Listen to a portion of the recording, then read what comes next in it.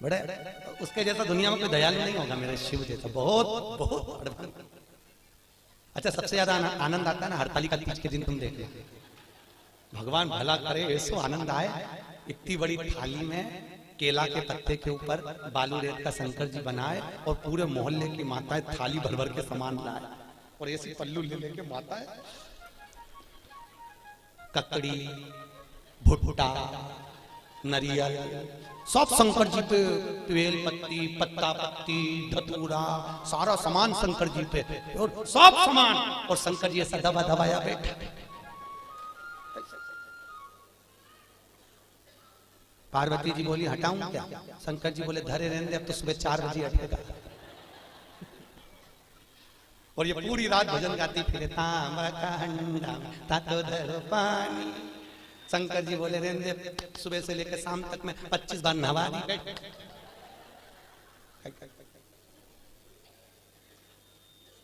और बोलती जा नींद आए भोला नवा के देऊंगी।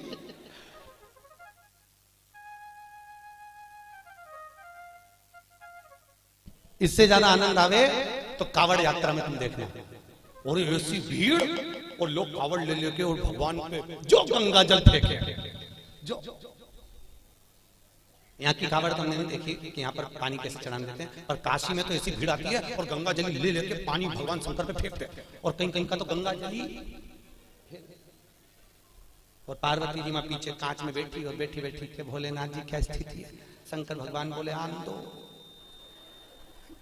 अपन तो बैठे।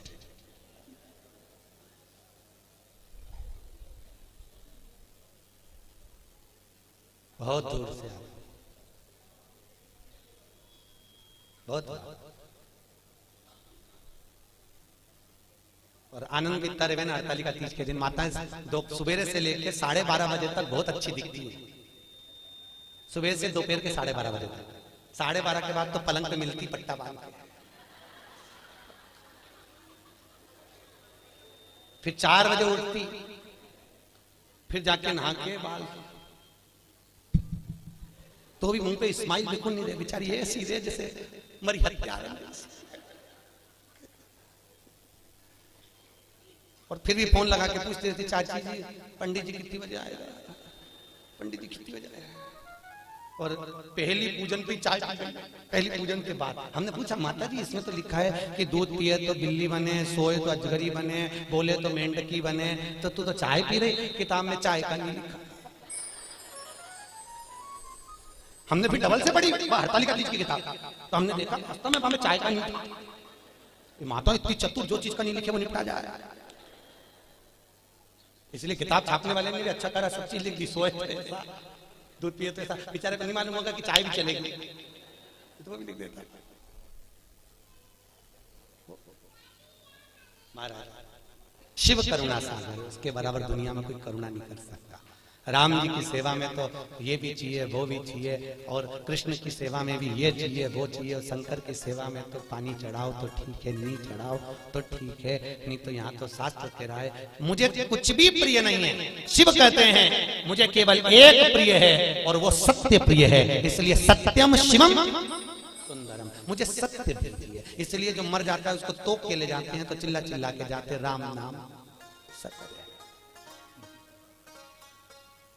दुनिया के लोग इसलिए चिल्ला के ले जाते हैं कि इसको स्वीकार कर लेना, इसी ने सत्य बोला है, हम तो यूं झूठे थे ला, हमारा काम तो इकट्ठा करके तुम्हारे यहाँ छोड़ना। असत्य नाम, सत्यमय जीवन को जियो। यहाँ पर इंदौर से माताएं कथा सुनने आ रही हैं। कल उनके मिस्टर से मैंने उनके बेटे से बात करी थी, आप क्या पेशा है, आपका सर्विस क्या है आपकी? कहीं इंदौर कोर्ट में हम वकील हैं, ठीक है। तो पर गुरुजी 4 महीने से कथा, हमने कोर्ट की नौकरी छोड़ दी, हमने वकालत छोड़ दी। हमने पूछा क्यों? शिव महापुराण की कथा में आप बोलते हो कि सत्यमय जीवन जियो और वकील बन जाते हैं, तो इतना झूठ बोलना पड़ता है, इतना झूठ बोलना पड़ता है, परिवार चलाना पड़ता है। आज भी वो माताएं आई हैं, आज भी वो भैया आया होगा कि नहीं आया होगा, आया आज भी वो कथा में आया। कहे गुरुजी मैं दूसरी नौकरी कर लूंगा पर झूठ बोलने की नौकरी नहीं चाहिए मुझे, क्योंकि मुझे जाना उसके पास में है, तो मुंह भी उसको दिखाना पड़ेगा। और अगर मेरी जिंदगी, और आपसे भी निवेदन है, तुम झूठ बोल रहे हो अपने परिवार को पालने के लिए चलेगा, पर थोड़ा सा सत्यमय जीवन जी लो। हफ्ते भर में एक दिन ऐसा बनाना जिंदगी में कि आज मैं दिन भर झूठ नहीं बोलूंगा, चाहे मोबाइल हो चाहे परिवार हो, बिगड़े काम बिगड़ जाए पर झूठ नहीं बोलूंगा। अपने जीवन को आज मैं सत्यमय जीऊंगा। केवल सत्यनारायण की कथा कराने से, शंकर पे पानी चढ़ाने से शंकर नहीं मिलेगा भाई। थोड़ा जीवन को सत्यमय जीना पड़ेगा। बहुत जीवन को तुमसे नहीं बनता, स्पष्ट कह दो मेरे से ये काम नहीं बनता, बनता तो करो सत्यमय जीवन के, झूठ नहीं, झूठ नहीं। मेरे को आता ही नहीं, जो आता वो आया सामने आया, जो चीज है वो सामने। सत्यमय जीवन जियो, बहुत अच्छा लगेगा आपको। आपकी जिंदगी में आप सुंदरता प्राप्त करें। सत्यम शिवम सुंदरम, अगर सत्य बोलोगे तो शिव मिलेगा, और शिव मिल गया तो जीवन सुंदर हो जाएगा। क्यों जीना सत्यता में, क्यों जीना सत्य? असत्य के चक्कर में एक गांव के पंडित जी मर गए, बहुत विद्वान कथाकार, बड़े विद्वान प्रखर, और मर गए तो नरक में चले गए। अब गांव के 2-4 लोग और मर के नरक में गए, तो नरक में गए तो पंडित जी मिल गए। तो गांव के लोगों ने कहा, पंडित जी तुम तो हमारे गांव के इतने विद्वान पंडित जी थे, तुम तो खूब पूजन पाठ करते थे, फिर नरक कैसे चले गए? पंडित जी बोले, ये मैं खुद नरक नहीं आया, पत्नी के चक्कर में आया। तो पत्नी ने कहा नरक भेज दिया तुमको? वो रोज तैयार होकर आके मुझसे पूछती थी मैं कैसी लग रही, तो मुझे रोज कहना पड़ता था तू बहुत जोरदार लग रही, भले वो बेकार दिखे पर कहना तो अच्छा। तो ये झूठ बोलने के चक्कर में तो माताओं से निवेदन है, आधे से ज्यादा पति तो तुम्हारे चक्कर में नरक जा रहे। जी जियो, तुम लोग पूछो ही मत करा करो कि मैं कैसी लग रही। और कहीं का पड़ गया एक आध माथा तो एक वो कहे ना, एक कहावत है ना, पति तैयार हो रहा था और पत्नी सज धज के, वो पति ऑफिस जा रहा जूता पहन के, और ये वहां आके खड़ी होगी, ए जी मैं कैसी लग रही, मैं कैसी लग रही? पति जूता बांध के जा रहा था ऑफिस, बेचारा बैग उठा के फिर पूछा, बोला तो सही में कैसी लग रही? पति बोला ऐसी लग रही जैसे हरी घास में भैंस चल रही।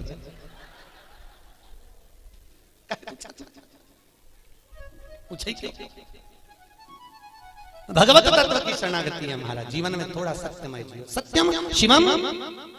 अच्छा, बहुत कथा कह रही है। भूत बावन भूतेश्वर भोलेनाथ ने ब्रह्मा जी को श्राप दिया। देवताओं ने मिलकर ब्रह्मदेव के लिए आदर करा, भगवान शंकर की पूजन करी। भगवान शिव ने कहा, नारायण ये ब्रह्मा जी का सिर कटा है, ब्रह्मा जी के कटे हुए सिर से बट वृक्ष उत्पन्न होगा। कौन सा वृक्ष? बट वृक्ष, बड़ का पेड़। और इस बट वृक्ष के नीचे कोई देवता की पूजन नहीं होगी, होगी तो केवल पितरों की पूजन होगी। और मैंने इस ब्रह्मा के मुख को बड़ का पेड़ बनाया है, इसलिए मैं इस पेड़ के नीचे विराजमान रहूंगा। मेरा नाम बटकेश्वर महादेव रहेगा। कौन सा महादेव? बटकेश्वर। यहां पर भी होंगे बटकेश्वर महादेव कहीं ना कहीं। महाराज बड़केश्वर महादेव, जो घर में चिड़चिड़ापन रहता है, क्रोध रहता है, झगड़ा होता है, क्लेश मचा होता है, घर में शांति नहीं रहती, तो बड़केश्वर महादेव के मंदिर में जो जलाधारी होती है, उस जलाधारी में अपना नाम और गोत्र बोलकर बेलपत्री की डंडी को फंसाकर उसमें 1 लोटा पानी और दूध चढ़ाकर आ जाइए, घर में शांति हो जाती है, कभी क्लेश नहीं मचेगा। सोमवार की अष्टमी के दिन यह क्रम किया जाता है। कौन से दिन? जम के बोलिए, सोमवार की अष्टमी, बड़केश्वर महादेव के मंदिर में। शिव को भगवान ब्रह्मा का मुख बड़का हो गया। समय आया, ब्रह्मा जी ने सृष्टि की रचना आगे बढ़ गई। भगवान विष्णु ने ब्रह्मा जी से कहा, ब्रह्मदेव सृष्टि की रचना करिए। शंकर जी से पूछा, ब्रह्मा जी ने सृष्टि कैसी रचना है? भगवान भोलेनाथ ने अपना अर्धनारेश्वर स्वरूप का दर्शन दिया। आधा पुरुष आधा स्त्री, आधा शिव आधा पार्वती के रूप में भगवान दर्शन दिए और कहा, इस रूप को ब्रह्मा जी देख लो और ऐसी सृष्टि की रचना कर दो। आधे पुरुष आधे स्त्री बना दो। ब्रह्मा जी पुरुष और स्त्री का निर्माण कर रहे थे। उन्होंने कहा, शंकर जी ने कहा आधा पुरुष आधा स्त्री बना दो, तो ब्रह्मा जी ने दोनों को भेले करके बना दिया। शंकर जी और पार्वती जी का जो स्वरूप का दर्शन करा, तो पुरुष और स्त्री को दोनों को जोड़कर बना दिया। जैसे जोड़कर बनाया तो ब्रह्मा जी ने चारों तरफ किन्नरी किन्नर उत्पन्न कर दिए। चारों तरफ किन्नरों की सृष्टि हो गई। सबसे पहली पृथ्वी पर अगर कोई सृष्टि की रचना हुई थी तो उसके निर्माता ब्रह्मा, और ब्रह्मा ने अगर पहली सृष्टि रची थी तो वो किन्नर की थी। किनकी सृष्टि थी? जम के बोलिए, किन्नरों की सृष्टि। चारों तरफ किन्नर ही किन्नर हो गए। जब किन्नर किन्नर चारों तरफ हो गए, इतने में वहीं से भगवान शंकर और भगवान विष्णु निकल कर आ रहे थे। भगवान विष्णु ने कहा चलो प्रभु सृष्टि की रचना हो गई होगी, देख लेते हैं। भगवान नारायण ब्रह्म शंकर जी के साथ जैसे नीचे आए, आकर देखा तो किन्नर किन्नर नजर आए। जैसे किन्नरों को देखा, इतने में भगवान विष्णु ठाका लगाकर हंस दिए। भगवान शंकर को बुरा लग गया। शंकर जी ने कहा नारायण तुम क्यों हंस रहे हो? अरे प्रभु ब्रह्मा जी से कहा था सृष्टि की रचना करो, आधे पुरुष आधे स्त्री बनाना, उन्होंने जोड़कर बना दिया, दोनों को पुरुष स्त्री किन्नर बन गए।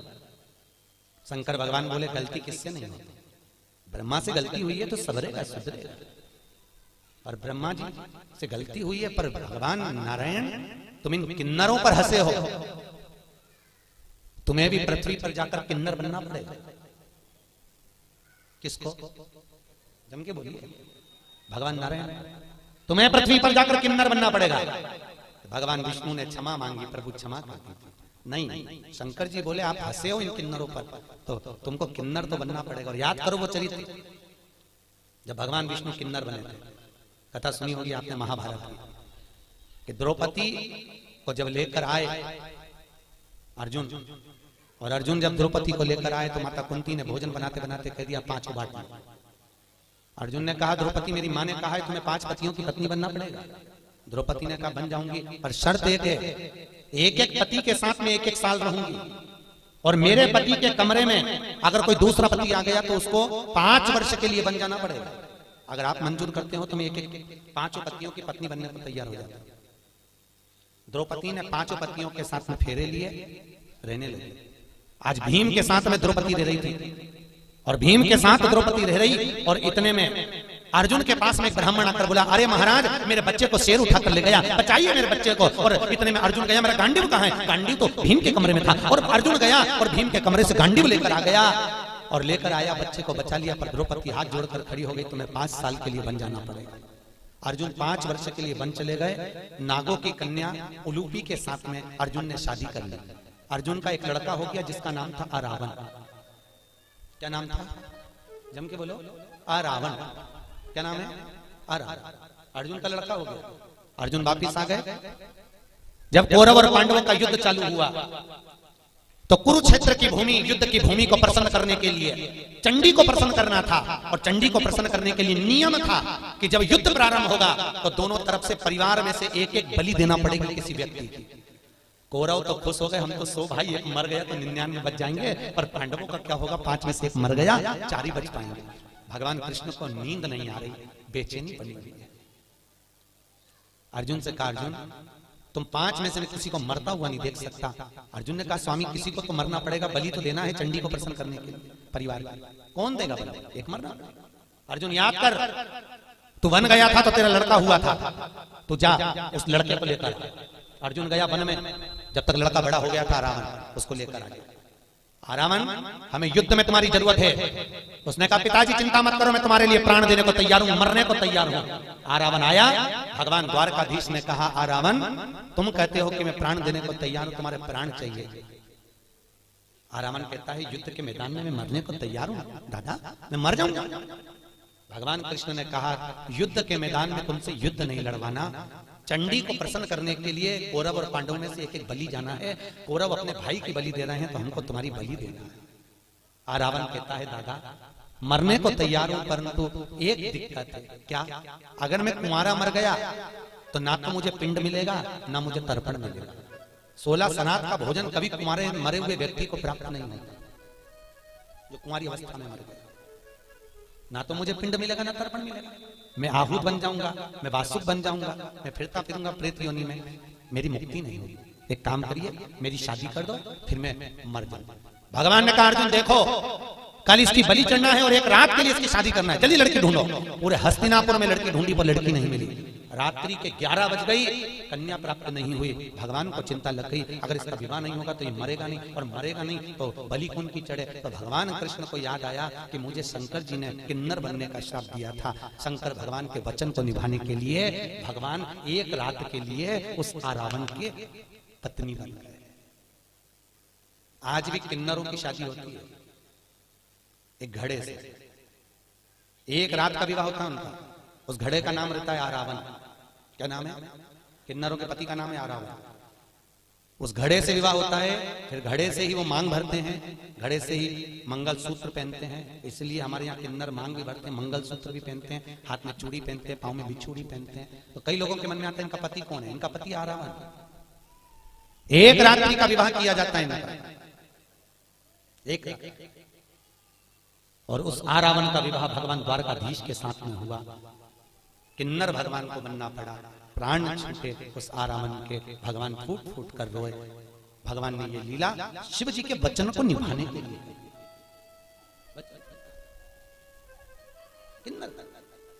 शास्त्र कहता है किसी पर मत हंसो जिंदगी में कभी भी। ना जाने कौन सी घड़ी, किस पल, किस जगह, किस स्थान पर हम हंस दिए और वो बुरा बुरा हो गया। ना हंसिए,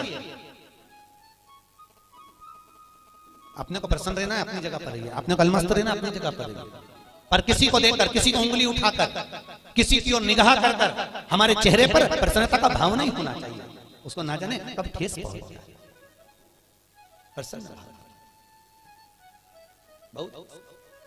आज ब्रह्मा जी तुमने सृष्टि की रचना ठीक नहीं करी, इसलिए आज भी हिंदू धर्म की रीति है भगवान शंकर का अर्धनारीश्वर स्वरूप का फोटो मंदिर में लगा सकते हो, आश्रम में लगा सकते हो, पर घर में अर्धनारीश्वर स्वरूप का फोटो नहीं लगाया जाता। शंकर के आधे शिव और पार्वती का स्वरूप। कौन सा स्वरूप? जम के बोलिए, अर्धनारीश्वर। घर में नहीं लगता वो फोटो। अगर आपको लगेगा तो कहीं आश्रम में लग जाए, कहीं मंदिर में लग जाए, कहीं अन्य जगह पर लग जाए, और घर में अर्धनारीश्वर स्वरूप का फोटो नहीं लगाया जाए। फोटो नहीं लगा। अर्धनारीश्वर स्वरूप का दर्शन। सृष्टि की रचना का फिर निवेदन करा। ब्रह्मा जी ने अपनी जंघा से मनु और शत्रुपा को प्रकट करा, उन्हीं की सृष्टि आगे बढ़ी। उत्तान पात परिवत कन्या देवहूति प्रसूति आहुति हुई, और कन्या प्रसूति का चरित्र वर्णन किया गया जो दक्ष प्रजापति के साथ में दिया। माता प्रसूति के गर्भ से कई बच्चों का जन्म हुआ, कई बच्चों ने जन्म लिया, पर जितने बच्चे लड़कों ने जन्म लिया उनको देवऋषि नारद ने सत्कर्म में लगा दिया। सबको भजन में लगाया, कीर्तन में लगाया, सबको सत्संग में लगाया। 60 कन्याओं का जन्म हो गया।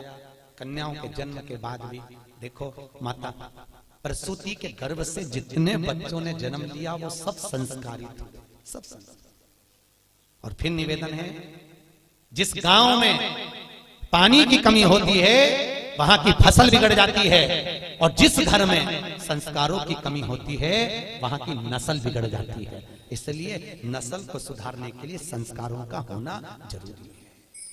क्या दीजिए बच्चों को? अरे बोलो तो, संस्कार श्रेष्ठ।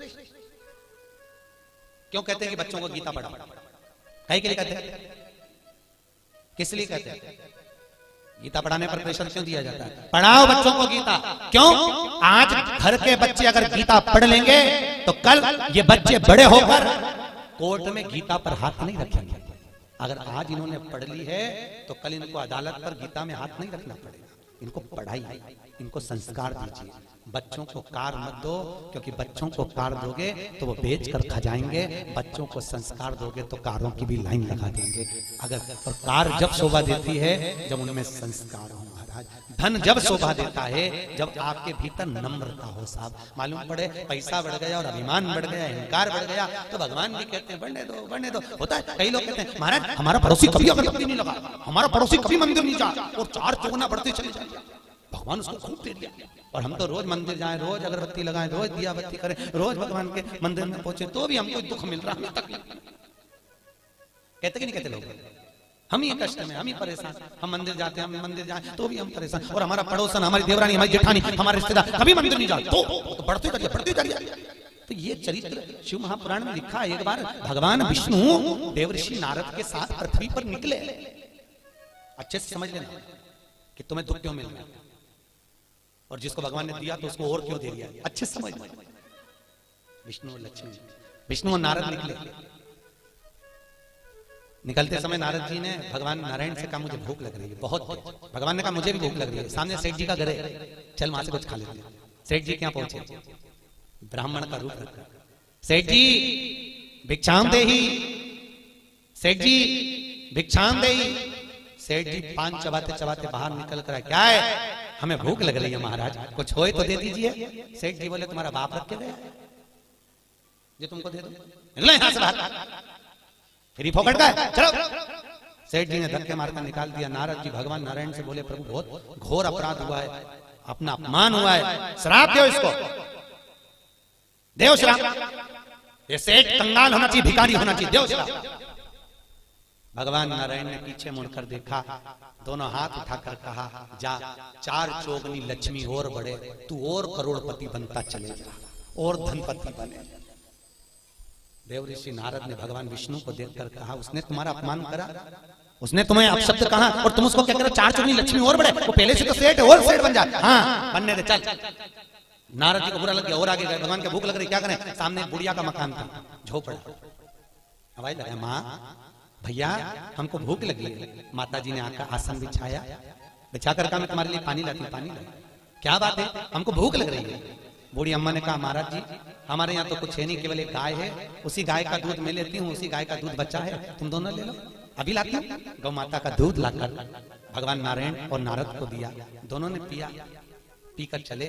नारद जी ने कहा, कितनी अच्छी माता है, कितनी सेवा करिए प्रभु, इसको आशीर्वाद दीजिए, खूब आगे बढ़े। बेचारी के यहाँ कुछ भी नहीं है, केवल एक गाय है, केवल एक गाय, आप आशीर्वाद दीजिए। भगवान ने पीछे पलट कर देखा, दोनों हाथ उठाकर भगवान विष्णु बोले, जा तेरी गाय मर जा, जा तेरी गाय मर जा। अब पहले से दुखी थी और दुख। देवऋषि नारद को बुरा लगा। नारद जी ने कहा, प्रभु जिसको तुमने अपशब्द कहना था उसको अपशब्द नहीं कहा, और बेचारी बुढ़िया ने तुमको दूध पिलाया, बेचारी बुढ़िया ने तुमको पानी पिलाया, और तुम उससे क्या कहते हो, उसकी एक गाय और वो भी मर जाए, क्यों? भगवान बोले, नारद तू मेरी लीला कभी नहीं समझ सकता, नारद तो मेरी लीला को नहीं समझ पाएगा। नारद ये जो बुढ़िया है ना, ये दिन रात मेरा भजन करती है, दिन रात मुझको भजती है, और अंतिम में इसके जब प्राण छूटेंगे, अगर इसकी गाय जीवित रहेगी तो इसके प्राण उसमें अटके रह जाएंगे, मेरी गाय किसके पास जाएगी, कसाई नहीं काट दे ना जाने के। तो मैं इसके मरने से पहले इसका जंजाल मिटाना चाहता हूं, इसलिए मैंने कह दिया तेरी गाय मर जा, तुम निर्मल मन से मेरे पास मेरी होकर तो दूसरा जन्म नहीं होगा। और सेठ जी को धन बढ़ने का इसलिए कहा, अभी तेरे पास धन था और करोड़पति बन जा, तू पैसे को जोड़ जोड़ के जब मरेगा तो सांप बन के उसी घर में बैठा रहेगा, मेरे पास तक नहीं आएगा। और जोड़, और बड़े, और बाद में सब बड़े, मेरे पास बड़े। इसको दिया। कई लोग हमको मकान दिखाने ले जाते महाराज, कई लोग जैन साहब, कई लोग मकान दिखाने ले जाते हैं, और मकान दिखाने जब ले जाते हैं तो ये हमारे बड़े बेटे का रूम है, अच्छा ये छोटे का बेडरूम, अच्छा और ये मंजिले, अच्छा ये बेटी का, महाराज ये रूम हमारा, अच्छा। और उसी रूम में हॉल में एक छिपकली चिपकी थी। कौन चिपकी थी? छिपकली। हमने छिपकली को देखा तो हमसे जजमान ने पूछा, महाराज आप रूम नहीं देख रहे, छिपकली को देख रहे। हमने कहा जैसे तुम कह रहे हो ये मेरा है, उसी तरह छिपकली भी कह रही है ये मेरा है। ना जाने कौन तुम्हारे परिवार का, तुम्हारे कुल का, मेरा कहते कहते मर गया तो छिपकली बन गया, अभी भी नहीं छूट रहा, इसलिए वहीं चिपकी हुई है। उसको 25 बार भगा फिर आ जाता, मेरा घर मेरा घर। अब बताओ आप में से कौन कौन छिपकली बनना चाहता है?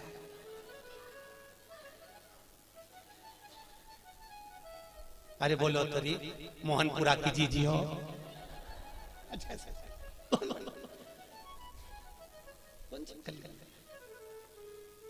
कभी मत कहो कि मेरा है। क्या लाए थे, क्या ले जाओगे? मुट्ठी बांधे आए हाथ पसारे जाओगे, सब धरा रह जाएगा, एक से बढ़कर एक साड़ियां फालतू को लगी की लगाई।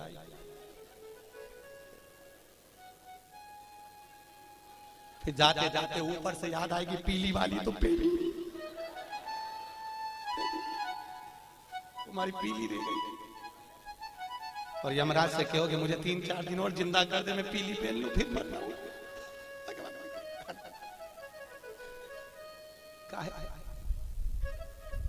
धरी पड़ी और जाएगा जब यहां से कुछ भी ना पास होगा, 2 गज कफन का टुकड़ा तेरा लिबास होगा, केवल 2 गज और कुछ नहीं। कितनी जगह ट्रेन में सफर कराया? अरे बोलो तो जम के, रिजर्वेशन कराया, सीट मिली थी, सोए थे बस उतनी जगह जिस सीट पे सोए थे, और दूसरी की सीट पे चढ़ने की कोशिश भी मत करना, सामान फेंक देगी। उतनी और उतनी सी जगह, और उसके बाद में भी जगत का झमेला। काकी ने ऐसा बोल दिया, चाची ऐसी बोल दी, बुआ जी ऐसी बोल दी, उन्होंने ऐसा बोल दिया, रोए रोए मरी जा रही। और कितना भी रो लो, आखिरी का फोटो में तो स्माइल देना ही पड़ेगा जो दीवार पे टंगेगा। और माला प्लास्टिक के फूल की ऐसी, और डॉक्टर स्माइल देती रहेगी। और वो फोटो के बाद में 16 श्राद्ध में नीचे उतरेगा, और नीचे उतर के फिर खीर और पूरी को ऐसे मल के चिपकाएंगे, और अम्मा स्माइल देगी, और खीर पूरी चिपकी रहेगी पूरी साल। वो खीर पूरी इसलिए चिपका देंगे